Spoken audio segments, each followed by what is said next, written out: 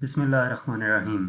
Second year आज हम chapter 12 current electricity के न्यूमेरिकल प्रॉब्लम सॉल्व करेंगे। फर्स्ट न्यूमेरिकल है A battery has an EMF of 12.8 volt and supplies a current of 3.2 ampere. What is the resistance of the circuit? How many coulombs leave the battery in 5 minute. एक battery है जिसका EMF हमें given है 12.8 volt और वो जितना current supply करती है वो 3.2 एम्पेयर है। रेजिस्टेंस सर्किट की क्या होगी वो फाइंड करनी है एंड हाउ मैनी कूलम्स यानी कि चार्ज कितना लीव करेगा बैटरी, 5 मिनट के अंदर अंदर बैटरी कितना चार्ज लीव करेगी। तो इसको हम सॉल्व करते हैं। सबसे पहले जो डाटा गिवन है वो हम नोट कर लेते हैं। तो न्यूमेरिकल में इसमें हमें ईएमएफ गिवन है ई 12.8 वोल्ट, वो हमने नोट कर ली। दूसरा हमें करंट गिवन है 3.2 एम्पेयर, वो नोट कर लिया। फाइंड क्या करना है, what is the resistance of the circuit और हाउ मैनी कूलम्स यानी कि चार्ज फाइंड करना है क्यों और कब, जबकि टाइम हमें गिवन है 5 मिनट का। t इक्वल टू 5 मिनट, तो इसको हम सेकंड्स में कन्वर्ट कर लेंगे। 1 मिनट में 60 सेकंड होते हैं, तो 5 multiply by 60 equal to 300 second. अब इसका सोल्यूशन देखते हैं हम। तो यहाँ पर जो हम फार्मूला अप्लाई करेंगे वो E equal to I R है। EMF equal to I R current और रेजिस्टेंस का जो रिलेशन है, तो यहाँ से R equal to E over I आ जाएगा। बेसिकली जो V equal to I R ohm's law है, तो V पोटेंशियल डिफरेंस होता है, यहाँ पर E जो है वो EMF है, तो R equal to E over I आ गया। R इक्वल आ जाएगा, E की वैल्यू हमारे पास 12.8 वोल्ट है और I जो करंट है वो 3.2 है, तो इसको डिवाइड करेंगे, R आ जाएगा 4 ओम। दूसरा हमने क्यू फाइंड करना है, तो क्यू फाइंड करने के लिए जो फार्मूला है I equal to Q over T होता है, यहाँ से Q equal to I T आ जाएगा। इसमें हम वैल्यूज पुट कर देंगे। आई की वैल्यू हमारे पास 3.2 है और टी की वैल्यू 300 सेकेंड है। इनको मल्टीप्लाई करेंगे तो चार्ज क्यू आ जाएगा 960 कूलम। इसके बाद सेकंड न्यूमेरिकल है, two light bulb design for 120 volt use are rated at 40 watt and 60 watt. दो लाइट बल्ब्स हैं और उनको डिजाइन किया गया है 120 वोल्ट के लिए, और उनकी जो पावर है वो एक की 40 वाट है और दूसरे की 60 वाट है। Which light bulb has the greater filament resistance, why? कौन से लाइट बल्ब की जो रेजिस्टेंस है वो ज्यादा है, वो भी हमने बताना है कि क्यों है। तो जो डाटा गिवन है इसमें सिर्फ एक वोल्टेज गिवन है 120 वोल्ट की और दो पावर्स गिवन है, P1 40 वाट है और P2 60 वाट है। हमने फाइंड क्या करना है, रेजिस्टेंस फाइंड करनी है। तो अब हम क्या करेंगे कि हमने ऐसा रिलेशन देखना है जिसमें पावर और वोल्टेज यूज हो रही है और तीसरा रेजिस्टेंस का इस्तेमाल हो, क्योंकि हमने रेजिस्टेंस देखनी है। दोनों की अलग अलग फाइंड कर लेंगे तो हमें मालूम हो जाएगा कि किसकी रेजिस्टेंस ज्यादा है। तो P इक्वल टू वी आई, हमें फार्मूला पता है कि पावर इक्वल होती है वेलोसिटी जो है हमारे पास पोटेंशियल डिफरेंस इनटू करंट। तो P equal to V I आ गया। इसमें हम वैल्यूज पुट कर देंगे। P equal to V into I equal होता है V ओवर आर के, तो यहाँ से P इक्वल आ जाएगा V स्क्वायर ओवर आर के। हमने रेजिस्टेंस फाइंड करनी है, तो रेजिस्टेंस R इधर ले आएंगे, P इधर आकर डिवाइड हो जाएगा, R इक्वल हो जाएगा V स्क्वायर ओवर P के। तो हम फर्स्ट पावर फाइंड करने के लिए R1 equal to V square over P1 करेंगे। पावर्स हमारे पास अलग अलग हैं, वोल्टेज उसने कब बताया था कि दोनों सेम हैं, तो दोनों के लिए तो वोल्टेज जो है वो 120 वी के साथ हम सब स्क्रिप्ट में 1 नहीं लिख रहे क्योंकि वोल्टेज हमें डाटा में एक ही गिवन है, पावर्स अलग अलग हैं, तो P1 कर दिया। R1 equal to V square over P1, इसमें वैल्यूज पुट कर दी हैं। V की वैल्यू हमारे पास है 120, इसका स्क्वायर आ गया, और P1 जो है वो 40 है।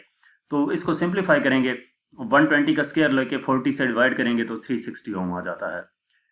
दूसरा हमारे पास जो है यही जो R equal to V square over P था, तो इसके लिए क्या आ जाएगा, R2 equal to V square over P2। पहले 1 के लिए किया, तो अब हमने दूसरे के लिए किया है। तो R2 इसमें वैल्यूज पुट करेंगे, V की वैल्यू 120 का स्क्वायर आ गया, P2 की वैल्यू 60 गिवन थी, इसको सिंप्लीफाई करेंगे तो ये हमारे पास R2 इक्वल आ जाता है 240 ओम के। इसका मतलब क्या हुआ, 40 watt bulb has greater filament resistance. ये हमारे पास P1 40 थी ना, इसकी रेजिस्टेंस ज्यादा आई है, 360 ओम आई है, जबकि जो 60 वाट वाला बल्ब था उसके लिए जो रेजिस्टेंस है 240 ओम आई है। तो 360 वाली ज्यादा है, यानी कि 40 वाट वाला बल्ब जो है उसकी रेजिस्टेंस ज्यादा होगी। इसके बाद थर्ड न्यूमेरिकल है, a carbon electrode has a resistance of 0.125 ohm at 20 degree centigrade. Carbon electrode है जिसकी रेजिस्टेंस जो है वो 0.125 ओम है 20 डिग्री सेंटीग्रेड पे। The temperature coefficient of carbon is -0.0005 at 20 degree centigrade. Temperature coefficient है कार्बन का वो -0.0005 है 20 डिग्री सेंटीग्रेड पे। तो रेजिस्टेंस जो है इलेक्ट्रोड की 85 डिग्री सेंटीग्रेड पे कितनी होगी? तो जो डाटा गिवन है वो हम नोट कर लेते हैं। सबसे पहले इसमें carbon electrode has a resistance of 0.125, यानी कि RT हमारे पास आ जाएगा 0.125 ओम, और T की जो वैल्यू है 20 डिग्री सेंटीग्रेड है, इसको केल्विन में कन्वर्ट कर लेंगे। 20 + 273 = 293 केल्विन आ गया। The temperature coefficient of carbon, जो टेम्परेचर कोएफिशिएंट है अल्फा की वैल्यू है -0.0005 गिवन है, और ये किस पे है? 20 डिग्री सेंटीग्रेड पे। ये वही टेम्परेचर है जो हम ऑलरेडी नोट कर चुके हैं। फाइंड क्या करना है? What will be the resistance of the electrode. एक रेजिस्टेंस गिवन थी, दूसरी रेजिस्टेंस हमने फाइंड करनी है, और कब फाइंड करनी है? जबकि टेम्परेचर जो है वो 85 डिग्री सेंटीग्रेड हो। तो टी प्राइम हम कर लेंगे 85 डिग्री सेंटीग्रेड + 273 = 358 केल्विन। तो हमें ये जो तीन वैल्यूज गिवन है इनकी मदद से हम और नॉट फाइंड कर लेंगे, और वो और नॉट की वैल्यू इन दो के साथ यूज करके तो हम और प्राइम टी की वैल्यू फाइंड कर लेंगे। तो फार्मूला जो इसके यहाँ पर यूज होगा वो RT = R0 × 1 + अल्फा टी है। इसमें वैल्यूज पुट करते हैं। RT की वैल्यू 0.125 है, R0 की वैल्यू नहीं है, ये हम इस रिलेशन की मदद से फाइंड कर रहे हैं। 1 + अल्फा की वैल्यू -0.0005 × टेम्परेचर 293 केल्विन है। तो इसको हम सिंप्लीफाई कर लेंगे। ये इधर मल्टीप्लाई होके -0.1465 आ जाएगा। इसको 1 में से माइनस करेंगे तो 0.8535 आ गया। ये R0 इक्वल आ जाएगा 0.8535 डिवाइडेड बाय 0.125, तो ये आंसर आ जाएगा 0.146 ओम के। अब ये R0 की वैल्यू दोबारा यही फार्मूला अप्लाई करके, लेकिन उस वक्त R'T हमने फाइंड करना होगा, और T प्राइम की वैल्यू ये वाली पुट करेंगे, और R0 की वैल्यू पुट करके हम RT प्राइम फाइंड कर लेंगे। तो RT प्राइम इक्वल आ जाएगा R0 × 1 + अल्फा टी प्राइम। इसमें RT प्राइम हमने फाइंड करना है इक्वल टू R0 की वैल्यू जो भी फाइंड की वो जहां पर पुट की, 1 + अल्फा की वैल्यू -0.0005 है, और T प्राइम की वैल्यू 358 है। इसको हम सिंप्लीफाई करेंगे तो ये हमारे पास RT प्राइम इक्वल आ जाएगा 0.146 × 0.821। कैलकुलेटर की मदद से आपने इसको सॉल्व कर लेना है। तो ये RT प्राइम इक्वल आ जाता है 0.12 ओम के। इसके बाद प्रॉब्लम नंबर 4 है, calculate the resistance of wire 10 meter long that has a diameter of 2 millimeter and resistivity of 2.63 × 10⁻⁻2 ohm metre.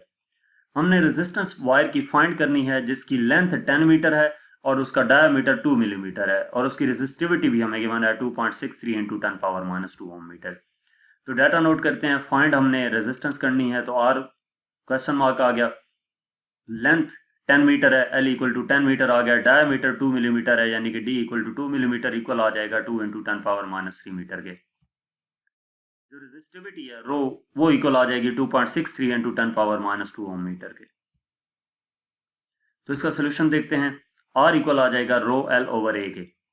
जो फार्मूला है हमारे पास रेजिस्टेंस और रेजिस्टिविटी का जो रिलेशन है R = ρL/A है। इसमें हमारे पास सारी वैल्यूज मौजूद हैं, वो वैल्यूज पुट कर देंगे। लेकिन जो एरिया है वो हमें देखना होगा कि एरिया जो है वो वायर का πr² की इक्वल होता है। वायर बेसिकली सर्कल है ना एक, तो πr² के इक्वल आ जाएगा। सर्कल जो है वो क्या कहते हैं, डिस्क टाइप, तो πr² आ गया एरिया। एक ही जगह पर πr² लिख दिया। अब R की भी हमारे पास वैल्यू डायरेक्ट मौजूद नहीं है, डायमीटर की सूरत में है, तो R की इक्वल होता है D/2 के। तो यहाँ पे हम R की जगह पर D/2 पुट करेंगे, इसका स्क्वायर ओपन करेंगे तो ये R इक्वल आ जाएगा ρL/πd²/4। इसको सिंप्लीफाई करेंगे तो ये R ऊपर चला जाएगा, R इक्वल आ जाएगा 4 ρL/πd² के। अब इसमें हमने वैल्यूज पुट कर देनी है, तो R इक्वल आ जाएगा 4 × 2.63 × 10⁻⁻2 × 10। रो की वैल्यू पुट की, L की वैल्यू पुट की, पाई की वैल्यू 3.14 और D की वैल्यू पुट करके इसका स्क्वायर है। तो इसको सिंप्लीफाई हमने कर देना, ऊपर वाली वैल्यूज को कैलकुलेटर से सॉल्व करेंगे 10.052 आ जाएगा, और नीचे वाली वैल्यू सॉल्व करनी है तो 12.56 इंटू 10⁻⁻6 आ जाता है। इसको सिंप्लीफाई किया तो 0.083 इंटू 10⁻6 ओम आया, यानी कि 0.083 मेगा ओम इसका आंसर आ जाएगा। इसके बाद प्रॉब्लम नंबर 5 है। A typical 12-volt automobile battery has resistance of 0.012 ohm. What is the terminal voltage of this battery when the starter draws a current of 100 ampere? एक 12 वोल्ट की automobile battery है जिसकी resistance 0.012 ओम है। Terminal voltage battery की कितनी होगी जब वो करंट ड्रॉ करे 100 एम्पियर का? कैलकुलेट हमने करना है R P E P R P R. तो सबसे पहले हमें इसमें वोल्टेज गिवन है कि जो ऑटोमोबाइल बैटरी की, और जो ऑटोमोबाइल बैटरी के जो वोल्टेज होते हैं उसको ईएमएफ कहते हैं। डायरेक्ट बैटरी की वोल्टेज हम चेक करें तो वो बेसिकली ईएमएफ होती है, तो ई इक्वल आ जाएगा 12 वोल्ट के। रेजिस्टेंस हमें आर इक्वल टू 0.012 ओम की गिवन है। टर्मिनल वोल्टेज पे कितना करंट होगा जबकि what is the terminal voltage, terminal voltage कितनी होगी जब वो करंट ड्रॉ करे 100 एम्पियर का, यानी कि आई इक्वल टू 100 एम्पियर है। तो कैलकुलेट जो हमने करना है, एक उसने कहा था वी टर्मिनल वोल्टेज यानी कि वी टी, उसके बाद आर फाइंड करना है, फिर पी ई फाइंड करना है, पी आर फाइंड करना है, और पी आर है। तो ये हम बारी बारी फार्मूले लगाकर तो इन सारी चीज़ों को सॉल्व कर लेंगे। तो अब हम इसका सोल्यूशन स्टार्ट करते हैं। तो सबसे पहले जो हमारे पास टर्मिनल वोल्टेज फाइंड करने के लिए फार्मूला है V T equal to E minus I R है। इसमें हमने वैल्यू पुट कर देनी है। ई की वैल्यू हमें 12 गिवन है, आई की वैल्यू है 100 इंटू आर की वैल्यू 0.012 है। इसको कैलकुलेटर से सॉल्व करना है तो 10.8 वोल्ट आ जाएगा। टर्मिनल वेलोसिटी फाइंड हो गई। अब हम रेजिस्टेंस फाइंड करते हैं। तो रेजिस्टेंस फाइंड करने के लिए R equal to V over I, Ohm's law है V equal to I R, तो वहां से R equal to V over I आ जाएगा। जो वोल्टेज यूज करेंगे वो टर्मिनल वोल्टेज होगी।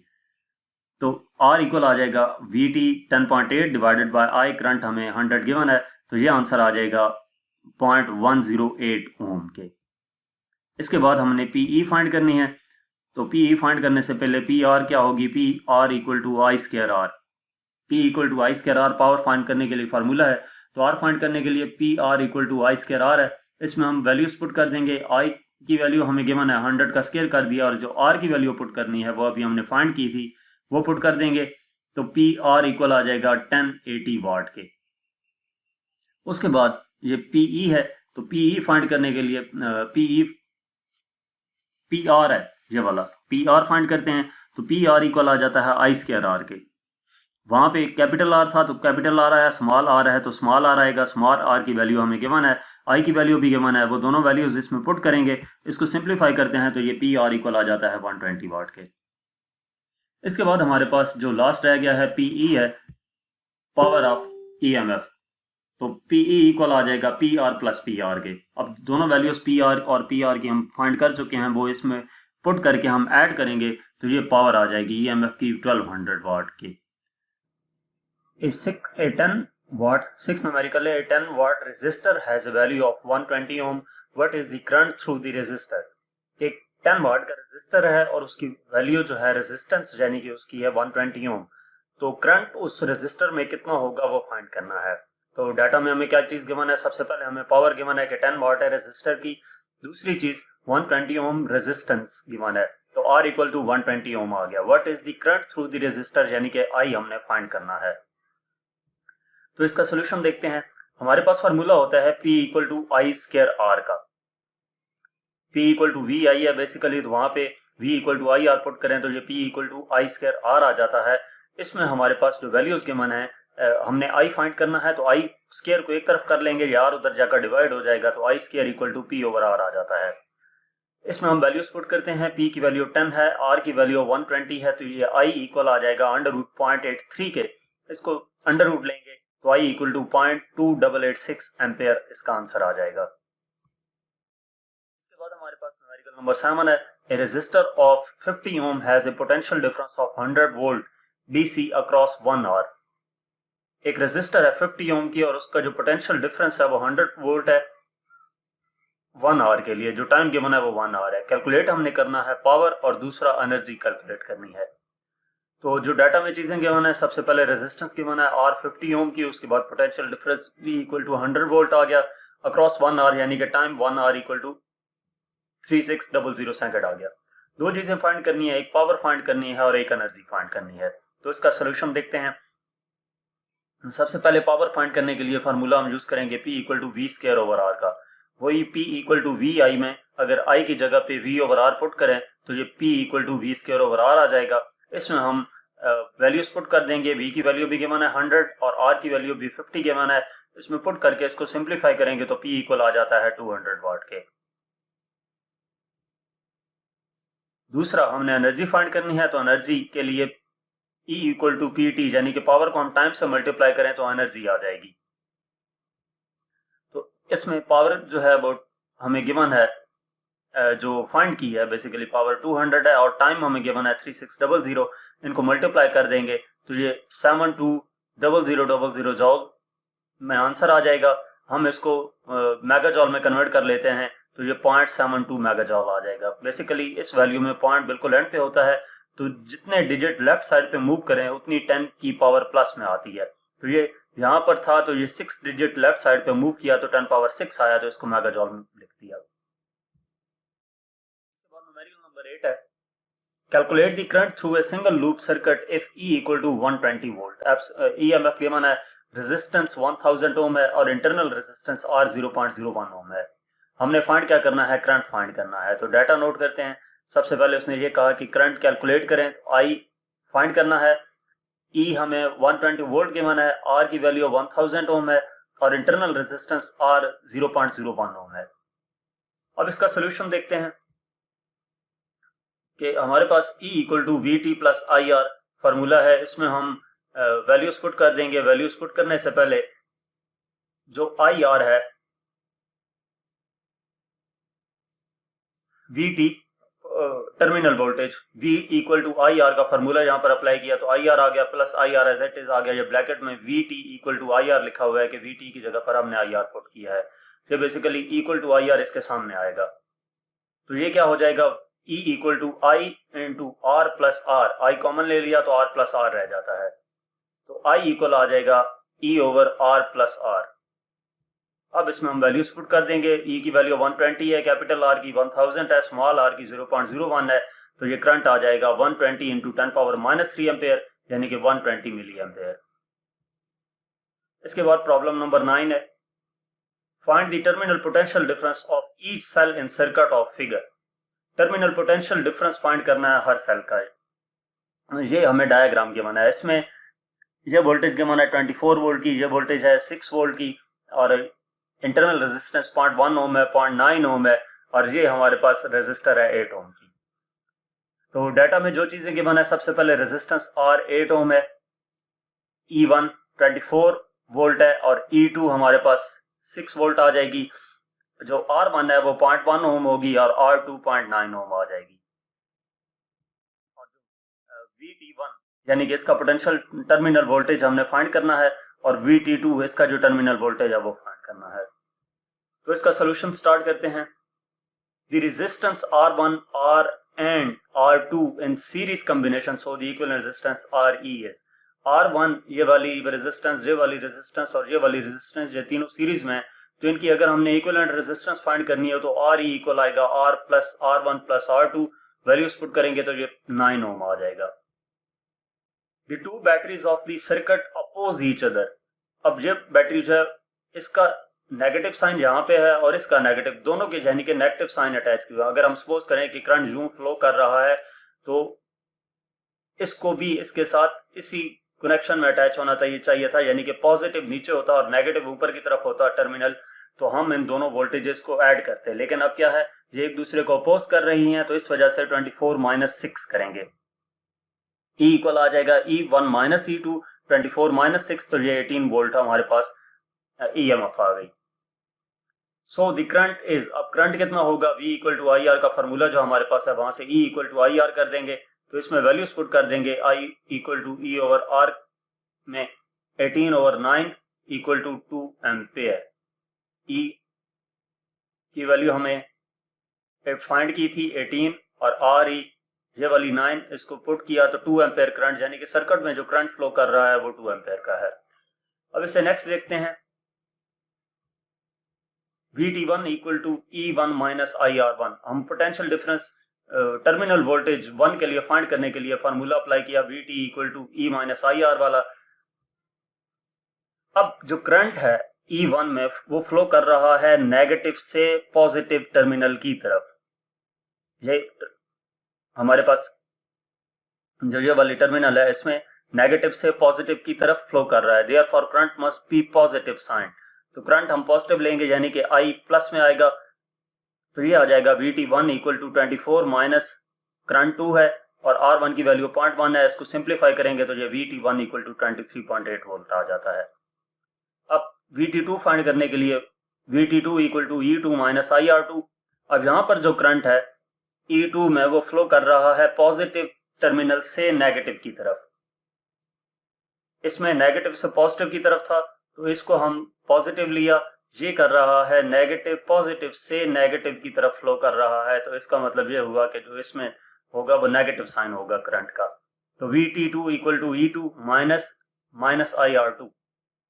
VT2 equal to 6 plus 2 into 0.9, तो ये सिंप्लीफाई होके VT2 आ जाएगा 7.8 वोल्ट। नेक्स्ट प्रॉब्लम है the voltmeter in the circuit at the right may be considered to be ideal. जो वोल्ट मीटर सर्किट में दिखाया गया उसको कंसिडर करते हैं कि वो आइडियल है। Values are E equal to 15.0 volt, E की वैल्यू गिवन है। Internal resistance R 5 ohm. Internal resistance जो है ये इधर लिखना है और R ऊपर लिखना है। इंटरनल रेजिस्टेंस जो है वो 5 ओम की है ये वाली। उसके बाद R1 100 ओम है, R2 300 ओम है। कैलकुलेट करना है करंट इन R1 में जो करंट है वो कैलकुलेट करना है। तो डाटा में जो चीजें हमें गिवन है वो देख लेते हैं। E 15 वोल्ट है, R 5 ओम है, R1 100 ओम है और R2 300 ओम है। I1 हमने फाइंड करना है, यानी कि R1 में से जो करंट गुजरेगा उसको हमने I1 कह दिया। तो इसका सोल्यूशन देखते हैं। The resistance R1 and R2 are parallel.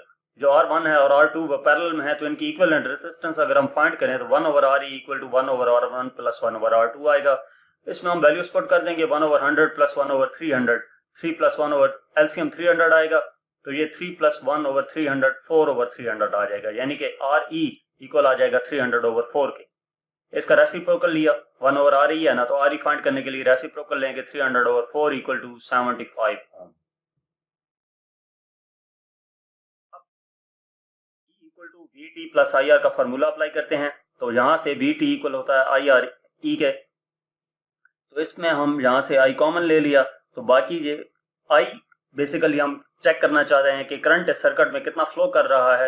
Resistance हमने टोटल फाइंड करनी, टोटल करंट फाइंड करने के लिए हमने ये फार्मूला अप्लाई किया था। तो इसमें वैल्यूज पुट करके सिंप्लीफाई करते हैं तो ये करंट आ जाता है 0.1875 एम्पियर के। ये टोटल करंट है जो सर्किट में फ्लो करेगा। हमने करंट वो फाइंड करना है जो R1 में फ्लो कर रहा है। तो इसे नेक्स्ट देखते हैं कि VT इक्वल टू IR जो टर्मिनल वोल्टेज होगी उसके लिए फार्मूला अप्लाई करके वैल्यूज पुट की, I की वैल्यू पुट की, R की वैल्यू पुट की, तो ये हमारे पास VT आ गया। This is the terminal voltage of the battery which is in parallel to the resistors R1 and R2। ये टर्मिनल वोल्टेज है बैटरी की जो कि पैरेलल है R1 और R2 के। R1 और R2 के पैरेलल है टर्मिनल वोल्टेज ये वाली। Therefore, this will be the voltage across R1 and R2। तो ये वही वोल्टेज होगी जो R1 और R2 के अक्रॉस होगी। तो इसलिए हम करंट R1 में फाइंड करने के लिए VT equal to I1 R1 put करते हैं, तो ये आ जाएगा I1 equal to VT over R1। इसमें वैल्यूज पुट कर देंगे तो ये सिंप्लीफाई होकर हमारे पास आंसर आ जाएगा I1 इक्वल टू 0.1406 एम्पेयर का। प्रॉब्लम नंबर 11 है 3 arms of a Wheatstone bridge are 75 ohm each. What is the resistance of the fourth arm? तो बेसिकली अगर हम व्हीटस्टोन ब्रिज के जो टॉपिक है उसको देखें तो उसमें 4 रेजिस्टेंस को P, Q, R और X का नाम दिया गया है।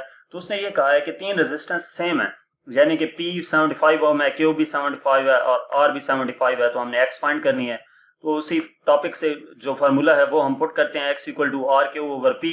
तो इसमें वैल्यूज पुट करते हैं तो ये हमारे पास आंसर आ जाता है 75 ओम का, यानी कि जो फोर्थ रेजिस्टेंस होगी उसकी वैल्यू भी 75 ओम ही होगी। तो यहाँ तक इस चैप्टर के न्यूमेरिकल थे। मजीद किसी भी चैप्टर का कोई टॉपिक, कॉन्सेप्चुअल क्वेश्चन, न्यूमेरिकल देखने के लिए आप मेरा यूट्यूब चैनल देख सकते हैं।